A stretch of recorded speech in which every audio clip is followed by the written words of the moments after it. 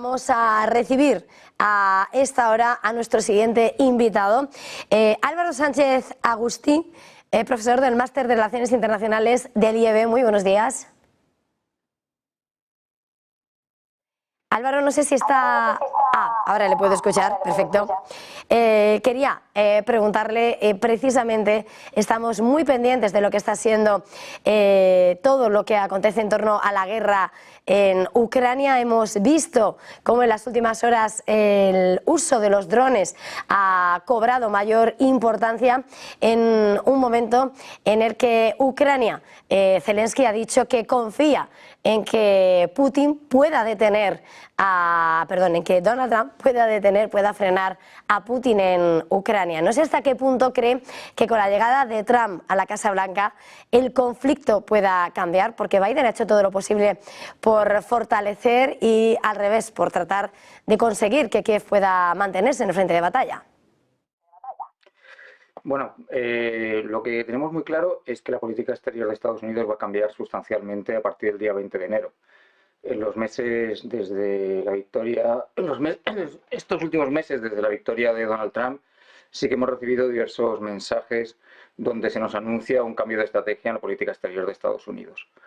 Por un lado, Donald Trump está firmemente decidido a finalizar la guerra de Ucrania, va a acabar con los conflictos o pretende acabar con el conflicto de Oriente Medio y va a cambiar sustancialmente la relación que va a tener con China. Refiriéndonos concretamente al conflicto ruso-ucraniano, Trump siempre ha sido partidario de llegar a algún tipo de acuerdo entre las partes. A Estados Unidos, como en todas las relaciones internacionales donde nos movemos, siempre va a buscar sus propios intereses. Que a nadie se le olvide que las relaciones internacionales son anárquicas, donde cada una de las partes busca la consecución de sus propios intereses. En este sentido, poniéndonos, y es mucho ponerse en los zapatos de Donald Trump, lo que tenemos que tener claro es que a Estados Unidos no le interesa una Rusia especialmente debilitada.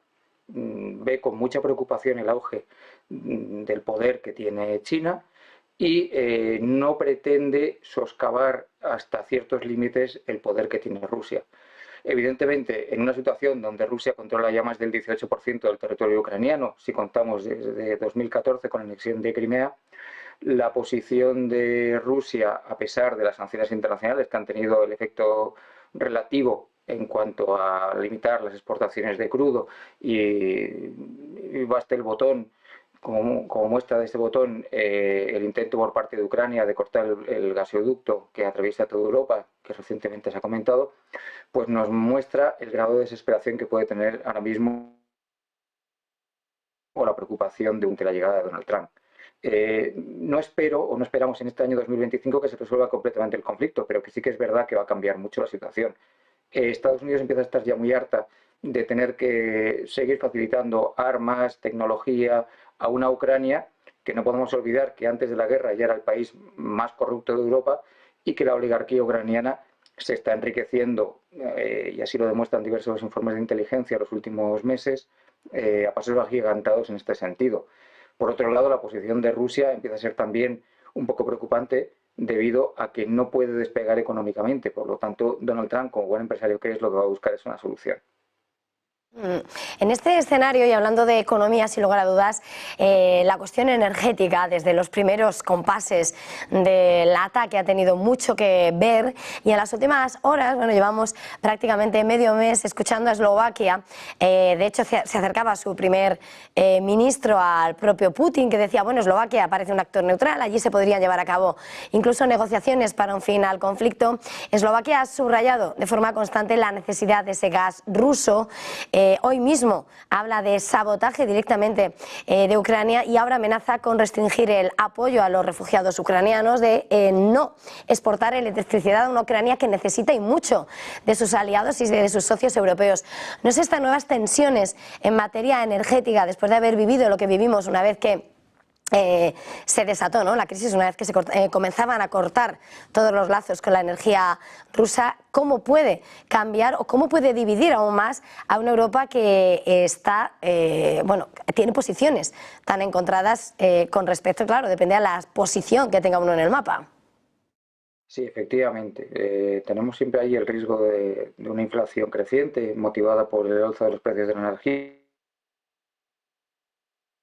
que ha habido producto de la guerra de Ucrania por el corte o el supuesto corte del envío de gas ruso a través del Nord Stream. Y se nos avecina el invierno, la parte más dura del invierno. Países de fronterizos con Ucrania, como puede ser Polonia, Eslovenia, Hungría o Rumanía, dependen en gran medida de ese paso del gas ruso. Por lo tanto, van a hacer una gran presión en el seno de la Unión Europea para que este envío de gas no se interrumpa, aunque Ucrania lo intente utilizar como una baza de negociación frente a Rusia. Las exportaciones de Rusia, a pesar de estar embargadas o estar cortadas por resoluciones de la Unión Europea, no han cesado. Siguen realizándose esa compra masiva de gas ruso, tanto para Alemania como para los países del este de Europa, y las exportaciones de petróleo ruso se siguen realizando a través de Turquía. Por lo tanto, estas medidas no han sido eficientes a la hora de presionar a Rusia para que detuviera las operaciones militares en Ucrania, y sin embargo, quien se ve perjudicado son estos estados que al final tienen que rendir cuentas ante sus propios ciudadanos. Las decisiones que se toman en Europa se toman para el conjunto de Europa, pero en las decisiones particulares en los países afectan directamente a los gobiernos locales. Por lo tanto, estamos ante una incertidumbre muy grande de saber si van a poder ejercer una suficiente presión sobre la Comisión Europea para evitar que el gobierno ucraniano corte efectivamente el paso del gas. Junto con, sin lugar a dudas, el conflicto en Ucrania, ahora mismo la mirada sigue candente en torno a Oriente Medio. Se abren nuevas negociaciones en Qatar. Israel envía una delegación del Mossad y del Ejército. También Hamas dispuesta a un diálogo, pero después de haber visto cómo la intensificación de los ataques ha sido cruenta en las últimas jornadas y donde hace apenas pues también unas semanas, pese a los constantes intentos de Estados Unidos, hasta Qatar desistía de buscar un acuerdo. No sé cómo puede ahora mismo dibujar la situación en Oriente Próximo y si realmente cree que ahora se puede alcanzar un acuerdo, porque Israel lo que ha dicho es cómo ahora mismo se encuentra victorioso frente a todo lo que ha conseguido en este último año de enfrentamientos con los brazos armados de Irán y no parece que esté cansado. Como en el caso ucraniano, Donald Trump el presidente electo de Estados Unidos, ha sido bastante claro en este sentido. Lanzó un duro mensaje a principios del mes de diciembre al brazo armado Hamas, diciéndoles que antes del 20 de enero tenía que haber una solución de paz en el conflicto árabe-israelí. Ya que en caso de que no se liberara a los más de 105 prisioneros que tiene todavía en su poder este brazo terrorista, llegaría, la frase exacta no la recuerdo, pero algo así como que se desatarían los infiernos sobre este grupo, ¿no? De ahí las prisas que se están teniendo, a pesar de los pequeños avances que se están teniendo en las conversaciones, primero en Egipto, que no olvidemos que es uno de los líderes regionales en el área MENA, y después actualmente en Qatar, por llegar a un cierto acuerdo a la hora de liberar tanto a los secuestrados israelíes, que algunos de ellos todavía mantienen la nacionalidad estadounidense, como el intercambio de prisioneros con terroristas en las cárceles israelíes. El primer ministro de Netanyahu está exultante debido al gran apoyo que está teniendo por parte de la nueva administración norteamericana, pero es muy consciente que el tiempo se está agotando. No olvidemos tampoco las presiones que está ejerciendo el gobierno estadounidense sobre Israel para que liquide en todos los aspectos que conlleva la palabra a los grupos terroristas que operan en la Franja de Gaza, que acabe con las operaciones militares que está efectuando y sobre todo que rescate a los rehenes secuestrados. Por ello, ha dado, por supuesto, a ambos grupos, con la descapitalización de los principales líderes, en las últimas horas, de hecho, han acabado con la vida del jefe de la policía de la Franja de Gaza, que según el Estado de Israel era uno de los cabecillas o de los ideólogos del atentado del 7 de octubre de 2023, y sin embargo las conversaciones continúan. Por lo tanto, esperemos que se llegue a un acuerdo de mínimos antes del 20 de enero porque interesa a ambas partes. Porque lo que no puede haber es un conflicto en Oriente Medio, ya que disminuiría el tráfico marítimo y por ende se produciría un alza en las materias primas, y con lo cual la lucha contra la inflación que están teniendo todas las economías mundiales pues podría verse seriamente afectada. En este escenario y en todos los temas, al final acaba introduciéndose la figura de Donald Trump. Apenas quedan 17 días para que el presidente electo asuma el cargo. Bueno, Blinken, antes en la antesala, ya también va a ir a Corea del Sur. No sé dónde van a estar, por describir un poco lo que se espera de esa nueva administración, los principales pasos a dar. ¿Cómo cree que va a ser ese cambio? ¿En qué va a sonar el cambio en esa política exterior? Bueno, pues nos lo ha explicado en los últimos meses los principales actores de esta nueva administración. Ellos tienen muy claro que su programa se basa en que América va primero, con el famoso movimiento MAGA. Para ello, lo primero que van a efectuar es una política expansionista en cuanto a la economía, que se verá reflejada en cuanto a la inflación. Para ello, pues bueno, pues lo que va a imponer es un arancel para todas las importaciones del 10%, excepto para China, que va a superar el 25%. Ya es una primera tarjeta de presentación de cuál va a ser sus intereses en los próximos 4 años.